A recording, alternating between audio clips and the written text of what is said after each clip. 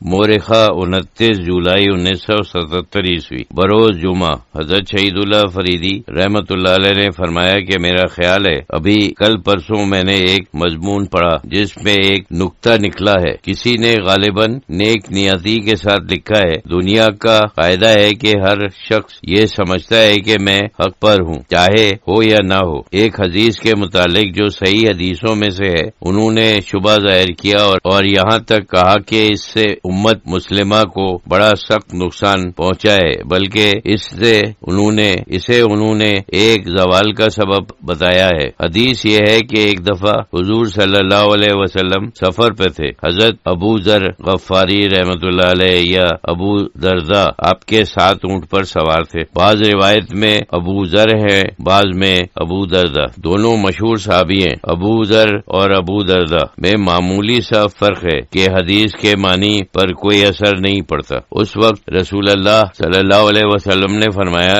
جو کلمہ لا الہ الا اللہ پڑھے جنت میں جائے گا، بالکل سادہ سا قول ہے، جو لا الہ الا اللہ کہے وہ جنت میں جائے گا۔ ان صحابی نے پوچھا کہ چاہے وہ زنا کرے یا چوری کرے؟ آپ نے فرمایا کہ چاہے وہ زنا کرے وہ چوری کرے۔ جیسے عربوں کی عادت تھی، جب وہ بہت زیادہ تاکید چاہتے تھے تو ہر چیز کو 3 دفعہ پوچھتے تھے۔ انہوں نے بھی 3 دفعہ یہی پوچھا کہ چاہے وہ زنا کرے یا چوری کرے، تو آپ نے تینوں مرتبہ اس کا یہی جواب دیا کہ چاہے وہ زنا کرے چاہے وہ چوری کرے۔ پھر تیسری مرتبہ آپ نے فرمایا چاہے ابو ذر پسند کرے یا نہ کرے، کیونکہ وہ تو اعتراض ہی کر رہے تھے۔ مطلب یہ ہے کہ چاہے ابو ذر پسند کرے یا نہ کرے، لیکن حقیقت تو یہی ہے۔ بہت صحیح حدیث ہے، معتبر جتنے کتب حدیث ہیں جیسے بخاری اور مسلم ہیں سب میں ہے، یہاں تک کہ امام ابو حنیفہ کی کتاب الآثار جو حدیث کی کتاب نہیں ہے لیکن اس میں کچھ حدیثیں ہیں، اس میں بھی یہ حدیث ہے۔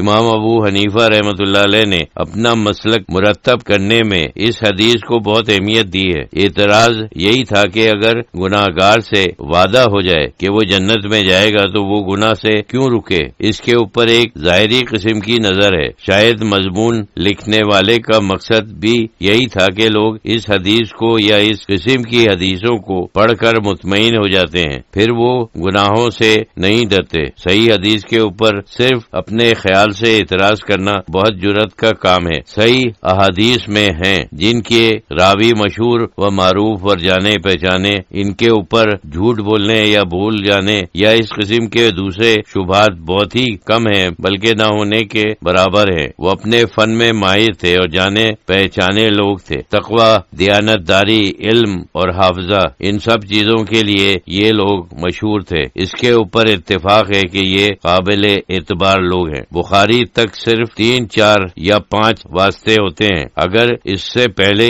کی کسی کتاب میں ہے تو 3 واسطے ہوتے ہیں۔ بعض احادیث ایسی ہیں کہ راوی اور حضور صلی اللہ علیہ وسلم کے بیچ میں صرف 2 واسطے ہیں۔ بہرحال اس قسم کی حدیث کے اوپر اعتراض کرنا بہت ہی جرأت کا کام ہے۔ وہ لوگ ایسے نہیں تھے کوئی غلط بات بیان کریں، اور نہ ہم کسی صحابی کے اوپر یہ شبہ کر سکتے ہیں کہ حضور صلی اللہ علیہ وسلم کے متعلق کوئی ایسی بات کرے جو آپ نے نہیں کہی، یہ ناممکن ہے۔ ابو ذر تو نہایت ہی ایماندار اور جرأت مند قسم کے صحابی تھے اور اپنی دیانتداری اور صاف گوئی کے لیے دنیا میں اب تک مشہور ہیں۔ اگر ہم کسی حدیث کے اوپر اعتراض کریں تو اس کی کوئی بنیادی وجہ ہونی چاہیے، صرف ہماری رائے کافی نہیں ہے، اس میں تو کوئی بنیادی وجہ نہیں ہے کہ ہم اعتراض کریں۔ قرآن تو اللہ کا کلام ہے، اس کے متعلق تو کوئی شبہ نہیں کر سکتا کہ کوئی بھول گیا ہے یا اقتدار زمانہ کے ساتھ اس میں کچھ فرق آ گیا ہے۔ مسلم اور غیر مسلم سب اتفاق کرتے ہیں کہ اس میں کوئی تبدیلی نہیں ہوئی ہے۔ جب ہم دیکھتے ہیں تو قرآن میں بھی ایسی آیتیں ہیں جن سے خوف دلایا جاتا ہے، ایسی